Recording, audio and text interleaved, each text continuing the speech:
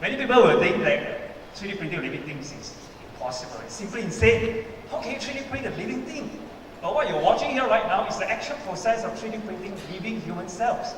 Yep. So they have done it. They have achieved the so-called impossible. Okay. Here you see are the real living human cells from the human heart.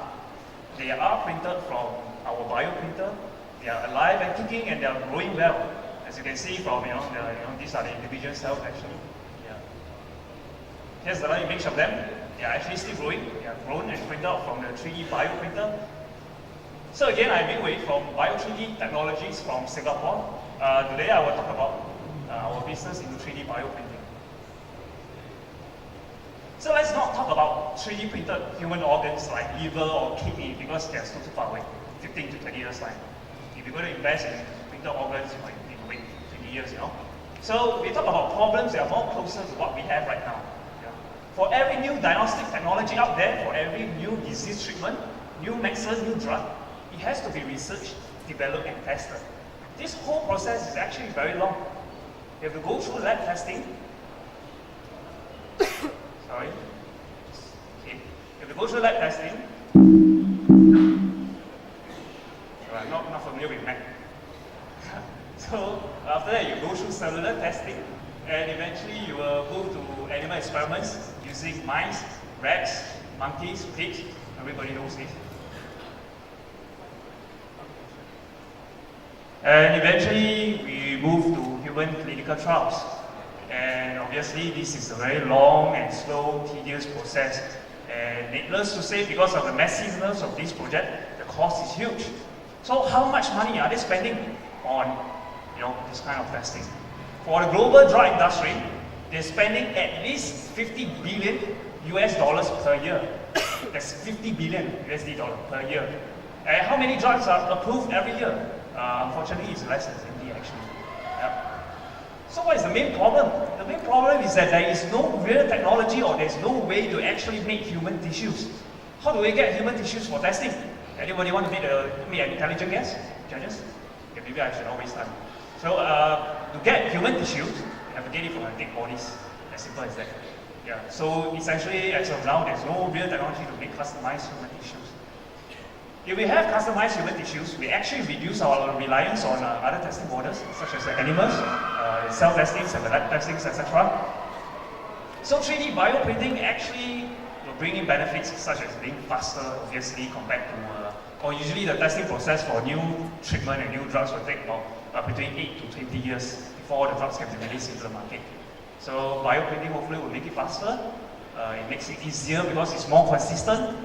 And of course, it will be cheaper. Imagine saving all the testings of the cells, the lab testings, animal testings, save the animals, and we potentially saving up millions and even billions for the drug industry.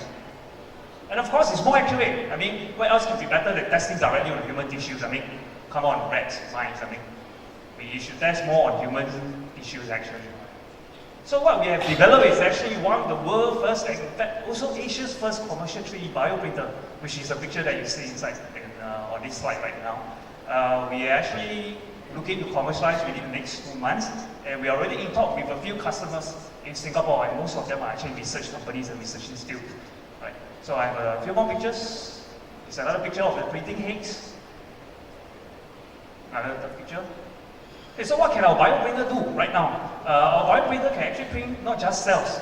They can print tissues, bacteria, proteins, food, plastics, and other biomaterials all together in one single session. Yep, there's one single session, not multiple sessions. And here's a short video showing some of the capabilities of our bioprinter. So you see we can do precise printing at a micro scale level. And we can control multiple printing users together. That means that we can control multiple materials together in one session. And hopefully we can control individual printing movement. And for the sake of time, I'm only showing 3 heads here, 3 printing heads. But actually, in fact, we can increase it to limitless. Basically, it just depends on the size of the strain that you can put on the printer. Okay, a bit about the market size. So what is the market size? Actually, according to the medical market, for some experts, they say that the 3D printing for the medical market is actually expected to grow to $1.9 billion by the year 2025. And of course, like I just said, the drug industry spends more than US $50 billion on just research and development for drugs only. Just for drugs. Remember, we haven't included in diagnostics, we didn't include in other kinds of cancer treatment or some other stuff, just for drugs. So obviously there's a need to actually speed up the whole thing, to reduce the cost, so that we have new medicines and stuff. So there is expected that there's another at least 20 years of demand for such bioprinting services and products. So the business model, we are actually depending mostly on sale products, such as the sales of the bioprinters, the consumables, just like laser printers, you sell the laser printer, you sell the donors, Yeah. We are also selling customized human tissues. We plan to set up a database, a centralized database. In fact, I guess also one of the world's first 3D printed human tissue database. We will also sell services for people who don't wish to buy a printer. And of course, we'll do our licensing model for our portfolio patent. A little bit about our company. We are based and located in Singapore. Currently, we hold 2 patents, and of course, more coming. And we have a variety of 60 members with different experience in biology, engineering, 3D printing, and stuff. Alright, thank you so much. And that's my contact.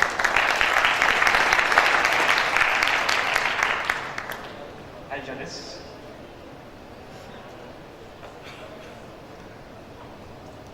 Yeah, thank you. And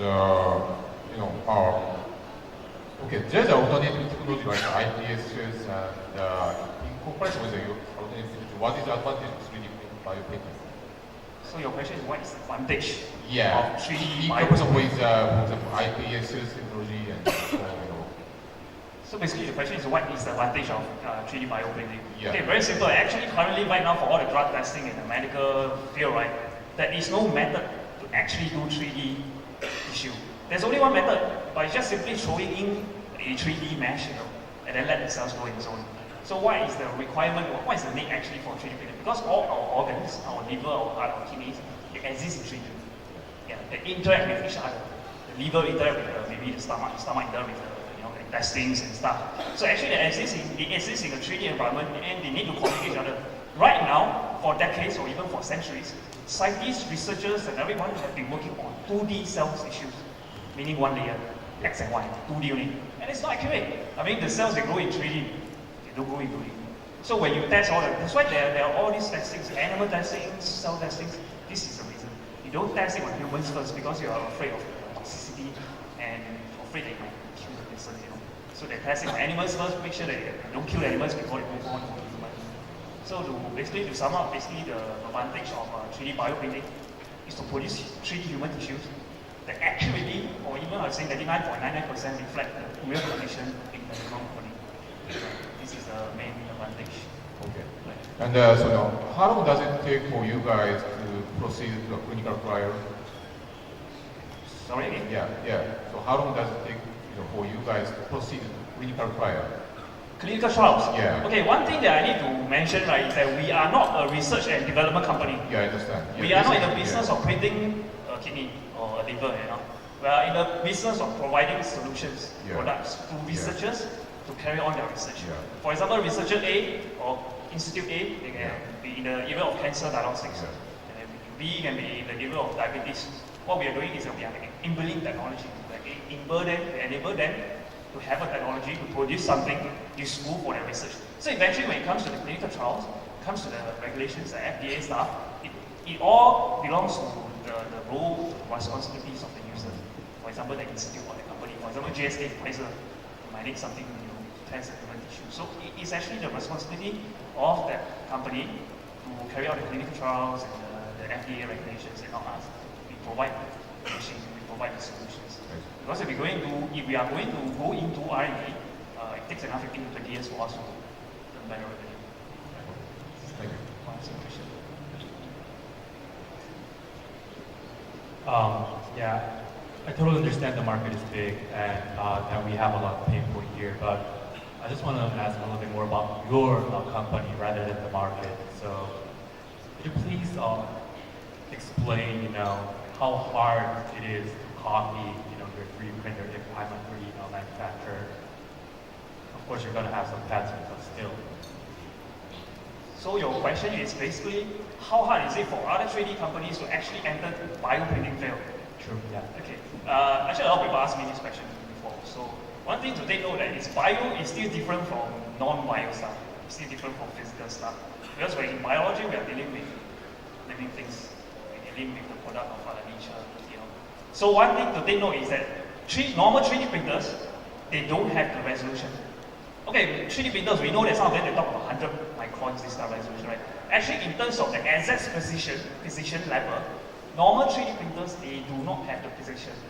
Even if they have the precision, they do not know how to actually print them out when they are still surviving. You know, I don't want to print out big cells, right? Who wants a big cells that doesn't grow, grow in the tissue? We need to print out living cells.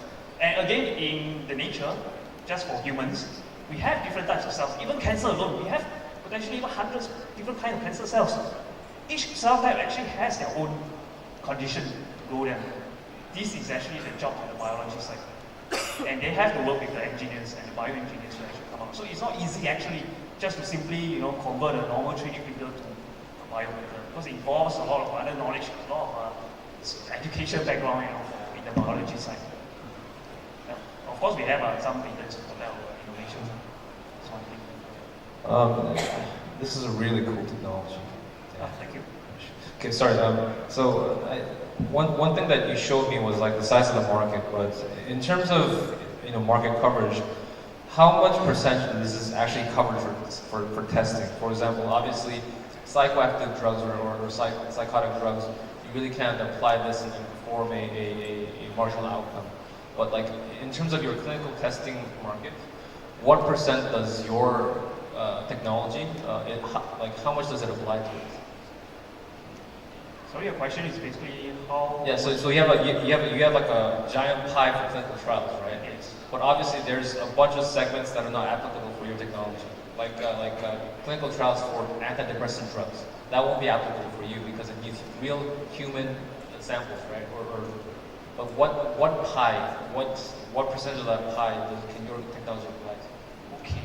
Okay, one thing to take note is that all forms of human drugs require human testing.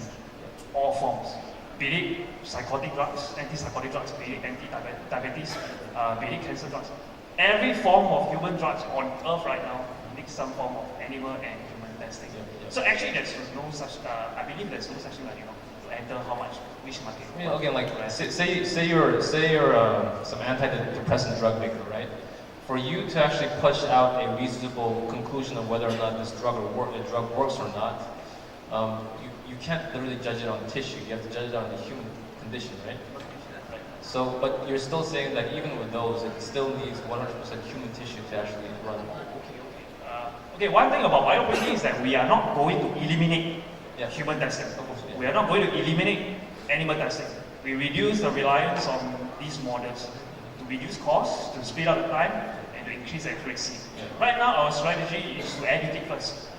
To educate the researchers and the research institutes about bioprinting, how we can help in their research, how they can help in the drug companies. So we have to complement their existing methods, which means their cell testing, animal testing, they have to complement their existing methods. So right now at this stage, they are not going to completely replace their existing models, but what we're going to do is to show them that it actually works. So of course we hope that eventually over the time, eventually we can just simply test it on the 3D printed human tissues before moving on to real human clinical trials. So again, human clinical trials we cannot avoid. We are not going to eliminate. Unfortunately, that's the truth. We have to use a real human research testing. In terms of like your machine and your technology, do you own 100% of the IP and the hardware and the software backend systems? Okay, about the IP. Yeah. Right now, 3D printing is actually not new. In fact, 3D printing technology, the patent is expired. Right. So obviously, when I'm using 3D printing technology, when something is expired, but it's something specialized towards precision. Construction of human cells, right? So that's proprietary. Correct, that's for our patent. So for our patent, actually, we make use of a combination of hardware and software to do the precision. And again, for different cell types, we actually need to come up with different database, different so-called instruction sets for different set of conditions, optimal conditions for the cells to grow actually. So all these will not be under patent, but will be under trade secret, will be under proprietary information. Have you thought about also spinning out that IP into other precision fabrication industries? Yeah, definitely.